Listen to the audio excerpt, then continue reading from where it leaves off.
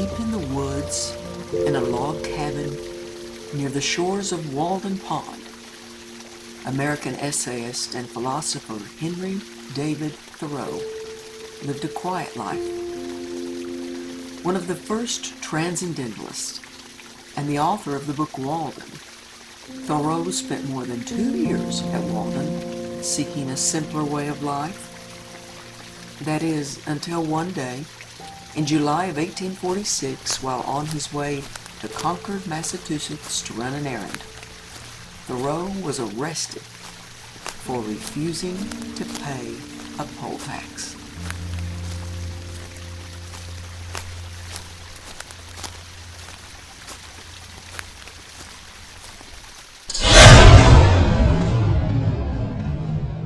Thoreau stopped paying the tax because he believed it was used to fund the Mexican-American War and slavery, two causes that he thought were wrong.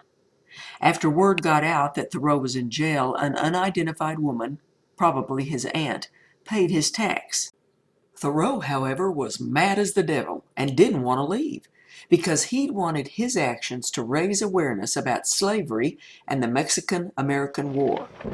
But even though they didn't garner the attention he'd hoped for, the essay that they inspired, called Civil Disobedience, did.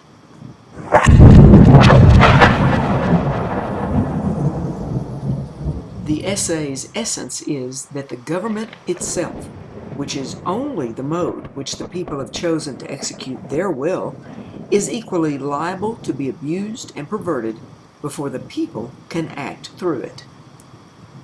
Witness the Mexican War, Thoreau cites as an example, the work of comparatively a few individuals using the standing government as their tool. For in the outset, the people would not have consented to this measure. All men, writes Thoreau, recognize the right of revolution. That is the right to refuse allegiance to and to resist the government when its tyranny or its inefficiency are great and unendurable. If 1,000 men were not to pay their tax bills this year, that would not be a violent and bloody measure as it would be to pay them and enable the state to commit violence and shed innocent blood. This is, in fact, the definition of a peaceful revolution.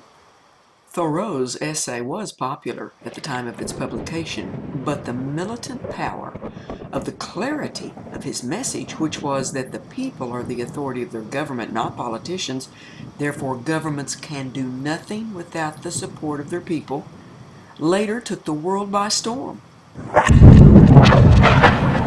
Gandhi was inspired by civil disobedience and led India to her independence from Great Britain.